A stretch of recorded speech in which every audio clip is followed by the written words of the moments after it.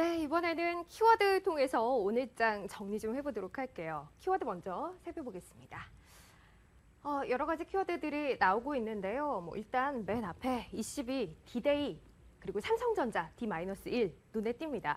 시장 분위기를 관망 분위기 짙게 만들었던 이슈들이었는데요. 일단 시간을 잠깐 지난 밤으로 돌려보면 지난 밤에 미국 시장은 독립기념일로 휴장이었습니다. 때문에 미국 쪽에서 별다른 이슈 없었죠. 유럽 증시는 열렸습니다만 분위기 크게 움직임 없는 모습이었습니다. 사실 그 안에 따져보면 오히려 악재가 될 만한 이슈 있었습니다.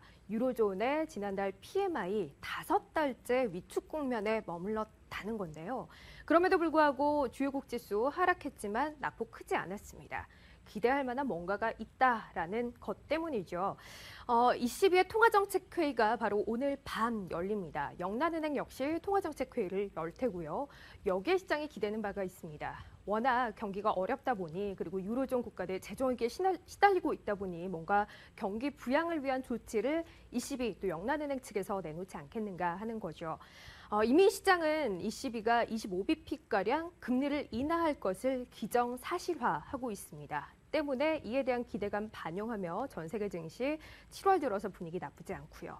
하지만 이렇게 기대를 하고 있고 이미 구체적으로 25bp가량 기준금리 인하할 거다라고 기대를 하고 있는 게 기정사실화하고 있는 게 사실 시장에는 오히려 함정이 될 수도 있습니다. 이미 이에 대한 기대감 모두 반영했기 때문에 그 이상의 조치가 나오지 않는다면 시장 오히려 실망할 수도 있다는 건데요. 시장에서는 3차 LTRO 같은 추가적으로 유동성을 공급하는 조치가 나오지 않는 이상은 ECB의 통화정책회의 그 결정 오히려 악재가 되거나 중립 이상의 의미를 갖기 힘들다는 분석도 나오고 있습니다. 우리 시장 내부적으로는 ECB 통화정책회의 이외에도 삼성전자 실적 발표가 중요한 지켜봐야 할 이벤트 가운데 하나이죠. 바로 내일입니다. 내일 아마 개장 전에 발표가 될 텐데요. 삼성전자 지난 2분기에 장사를 어떻게 했는지 잠정 실적이 아마 내일 개장 전 발표될 겁니다. 이에 대한 기대감을 반영하면서 주가 계속해서 오르면서 5월 달 고점을 형성했습니다. 하지만 이후에 기대치가 좀 낮아졌죠. 당초 7조 원대 무난히 넘어설 것이다라는 전망이었습니다. 영업이익. 하지만 6조 원대도 간신히 넘어서지 않겠느냐라는 전망 나오면서 주가 이에 대한 실망감을 반영했습니다. 때문에 5월 고점 대비해서 현재 주가 15%가량 밀려있는 상황이고요. 하지만 최근에 형성되는 컨센서스를 보면 삼성전자 지난 2분기 영업이익 6조 4천억 원에서 6조 9천억 원 정도 기록할 것으로 보입니다. 이 정도 수치만 되더라도 사실 사상 최대 수치입니다. 여기다가 이미 기대가 많이 낮아져 있다는 것이 시장에 오히려 또 긍정적일 수 있다는 거죠. 이 정도 수치만 만족시켜준다면 워낙 낙폭이 과다했기 때문에 어느 정도 회복력을 보일 수 있다는 기대입니다. 그간 지난해만 보더라도 삼성전자 실적 발표 앞두고 삼성전자 주가는 계속해서 고공행진을 벌이다가 좋은 실적이 확인된 이후에는 오히려 주가 하락하는 모습을 보였던 바 있습니다. 올해는 2분기에는 분위기가 좀 달라질 수도 있다. 그러니까 내일을 기점으로 해서 주가 오히려 반등할 수도 있다는 분석도 나오고 있다는 점 확인하시면 좋겠습니다. 자, 이렇게 두 가지 이슈 때문에 시장 일단 정체된 양상이었습니다. 하지만 그 안에서 강하게 움직였던 것들도 있죠.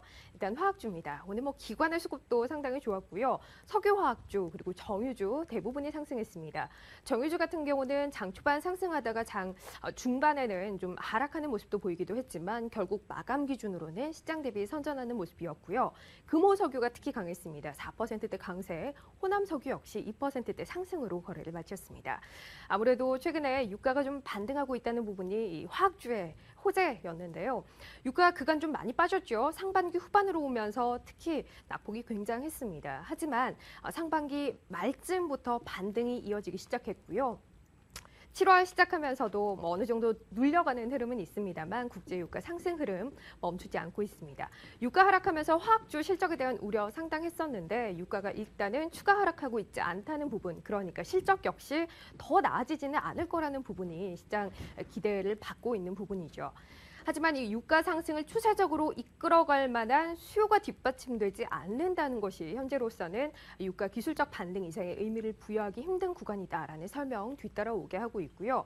이외에도 22 통화정책회의를 앞두고 유동성이 풀릴 것이다라는 기대감 때문에 상품 가격 역시 상승했던 바 있기 때문에 바로 이 22 통화정책회의 오늘 저녁에 예정돼 있는 이 부분이 앞으로 화학주 움직임에도 또 하나의 변수가 될 수 있다는 설명입니다. 이 부분도 확인하시고요. 자, 뭐 오늘 한라공조 11% 이상 급등했습니다. 어떤 이유 있었는지 잠시 후에 짚어보도록 하고요. 일본에서 풍력 발전을 확대할 것이다라는 소식 때문에 오늘 뭐 유니슨이나 현진 소재, 태용 같은 종목들 일제히 급등세를 나타냈다는 부분도 오늘 장의 특징이었습니다. 키워드 살펴봤습니다.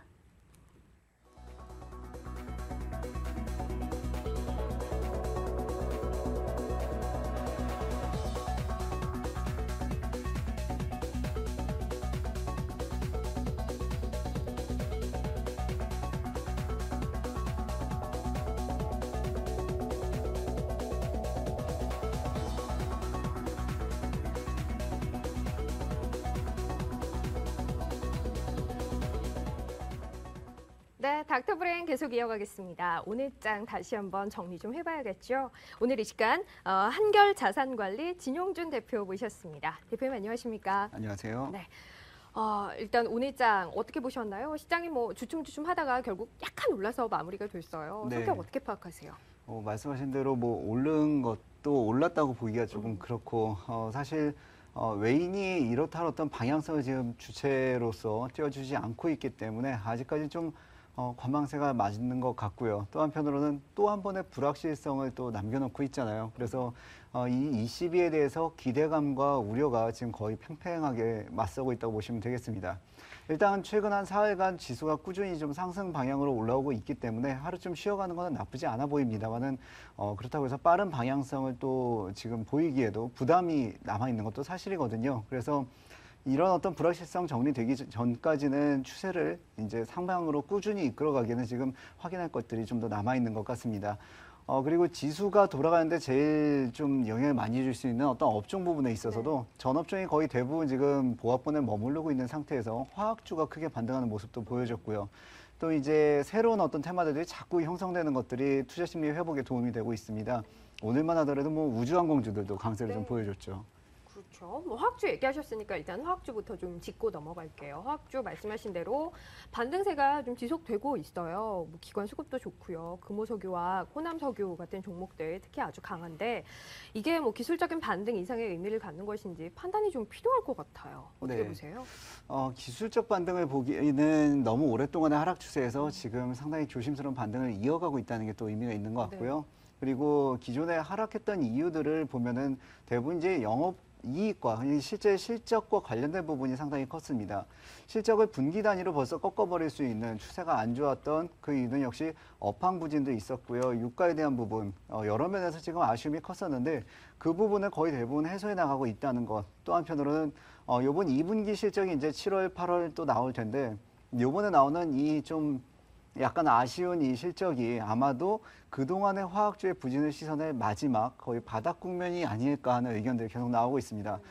대표적인 어떤 근거로는 지금 국제 유가의 일단 바닥론이 대두되고 있고요. 이번에 급등을 또 했죠.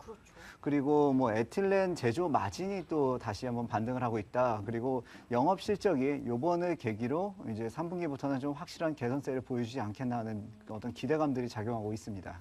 그 실적 부분을 좀 점검해야겠죠. 실적이 뭐 나아질 거다라는 기대감입니다만 사실 2분기까지는 기대할 것이 없지 않는가라는 부분. 그러니까 반대로 말하면 뭐 실적이 나온 이후에 또는 그 전으로 해서 주가가 다시금 또 바닥을 길 가능성도 있지 않는가 걱정이 돼요. 실적 어떻게 판단하세요? 그렇죠. 일단 실적이 요번부터 개선된다는 기대감은 아니고요. 이번에 나오는 실적이 정말 최악일 것이다가 기대감의 근거입니다. 더 이상 나빠질 곳이 없다는 게 의견이라고 보시면 되겠고요. LG화학만 본다면 2분기 영업이익이 전년 동기 대비 거의 한 30% 이상, 그나마 좀 낮다고 하는 LG화학입니다. 그래서 34%가 급감할 것으로 예상되고 있고요. 그 외에 금호석유나 호남석유도 오늘 주가의 흐름들은 상당히 좋았는데 2분기 실적만큼은 전년 동기에 비해서 거의 한 7, 80% 이상 하락할 것으로 지금 예상이 되고 있습니다. 그러면 주가 뭐 어떻게 보세요? 일단은 지금 시점에서는 확인할 것이 있는 만큼 뭐 많이 빠졌다는 데 따른 반등이라고 보더라도 길게 본다면 2분기가 바닥이라는 관점을 가지고 좀 더 갈 수 있겠다라고 이해를 해도 되겠습니까? 네, 일단 지금 뭐 조심스러운 반등이라고 말씀을 드렸는데요. 가장 아쉬웠던 건 역시 수급적인 부분에서 외인들이 순매수가 전혀 들어오지 않고 꾸준하게 그냥 매도만 있었거든요. 기관에서 이따 가시면 들어오는 것도 단기적으로 그쳤고요. 근데 오늘 오전까지만 보더라도 외인들 순매수 상위 종목군에 OCI가 1위였고요. 맞아요. LG화학이 2위였습니다. 네. 이런 부분들 본다면은 아직 기대할 수 있는 구석이 좀 있나 보다. 그리고 추세 반등까지 조심스럽게 노리긴 하는데 정말로 어떤 기관의 레포트들이나 애널들의 의견들처럼 요번에 실적 바닥을 찍고 3분기 기대감을 좀 살려준다면은 현재 주가부터 물량 부담을 체크해 봤을 때 어느 정도 상승분 약 지금 현 주가 대비 한 10% 이상은 좀 노려볼 수 있지 않을까 한번 생각해 볼 수 있습니다. 두 번째로 오늘 관심 있게 보신 분들 아마 많으실 것 같아요. 한라공조 얘기해야 할 것 같은데요. 오늘 종가가 11%대 급등으로 마무리가 됐습니다. 거래량도 어제 대비해서 뭐 6배 이상 실렸는데요. 최대 주주가 이 지금 갖고 있는 지분 이외에 나머지 잔여 지분을 모두 매수할 거다, 공개 네. 매수할 거다라고 확정됐다고 오늘 발표를 했어요. 얼마 전에 한라공조 측에서 내놓았던 얘기랑은 좀 달라져 있는데 일단 내용 좀 살펴주세요. 그렇죠. 그 스토리가 좀 재밌는데 한라공조 측에서 3일 전에 그 조회 공시 통해서 답변을 했습니다. 이게 뭐 거짓말이라고 믿는 사람들이 별로 없는 것 같아요. 나름대로는 성실하게 그런 부분에 대해서 확정된 것 없습니다라고 답변을 했죠. 네, 네. 근데 그게 3일 만에 반전으로 나타났죠. 지금 그 대주주인 비스티온 쪽에서 비스티온이 이제 공개 매수를 통해서 이제 100% 자회사로 편입한 이후에 뭐 상장 폐기까지 이제 얘기가 나왔는데 상장 폐지 전에 지금의 주가에서 이제 여러 가지 중요한 이슈들이 남아 있죠. 일단은 이미 6월부터 출렁했던 주가가 지금 상당 부분 올라와 있습니다. 네. 여기서 더 올라갈 수 있느냐가 또 관건이 되겠고요. 또 이제 공개 매수가 원활히 진행되려면은 이 비스티온 쪽에서 제시한 이 가격대에 좀 더 지분을 많이 확보할 수 있어야 될 텐데 사실 이 한라공조가 상당히 또 괜찮은 회사라는 평가가 또 최근에 다시 부각되고 있죠. 네. 그래서 이런 부분들 고민이 아직 많을 것 같습니다. 이 가격에 대해서 뭐 얘기가 많았어요. 이 비스티온 측이 제시한 한라공조 공개 매수 가격이 28,000원대 25,800원인가 25,800원. 네. 그런데 이게 너무 싼 것 아니냐 앞서 얘기하셨지만 요즘 뭐 괜찮은 회사다라는 평가 많기 때문에 그렇죠. 그래서 이대주주 국민연금이 갖고 있는 지분 내놓지 않을 거다라는 네. 얘기가 오늘장에 있었는데 어떻게 보세요? 뭐 성공할 수 있을까요? 네, 사실 국민연금이 한번 보유하는 주식은 상당히 오랫동안 가져가죠. 네. 그리고 어설프게 조금씩 가져가는 게 아니라 가져갈까 말까를 판단을 하고선요. 기왕 들어가는 거 2대 주주까지 이렇게 많이 보유를 하는 경우가 종종 있습니다. 국민연금이 무엇 때문에 이렇게 이 2대 주주 거의 9%의 지분을 갖고 있는데요. 이 어떤 근거로 본다면은 일단은 배당이 기존에도 상당히 괜찮았고요. 실적이 연속적으로 계속 실적 좋은 기업으로 인정받고 있습니다. 더군다나 최근에 이런 이슈들도 한몫하긴 했습니다만은 주가 자체가 많이 상승 탄력을 지금 받고 있기 때문에 만약에 이 가격에 넘긴다면은 향후에 주가가 더 많이 크게 상승할 때 너무 헐값에 넘긴 것 아니냐는 그런 어떤 비난도 나올 수 있습니다. 근데 한편에서는요, 지금 이제 한라공조가 비스티온 쪽으로 넘어가고 나면은 현대차그룹이나 기타의 어떤 국내 산업체들이 한라공조 이외의 같은 산업군의 다른 사업체를 또 선정해서 키울 가능성이 높다는 거죠. 그렇다면은 한라공조가 지금까지 벌여왔던 그런 어떤 탄탄한 나름의 어떤 사업들을 그대로 유지하기 어려울 수도 있다. 그런 면에서 본다면은 주가가 지금의 탄력을 유지할지 그것도 불확실한 것도 사실입니다. 네. 그렇다면은 주가가 이대로 무너진다면은 25,800원이란 가격도 그렇게 비싸지만은 않다고 판단할 수도 있는 거고요.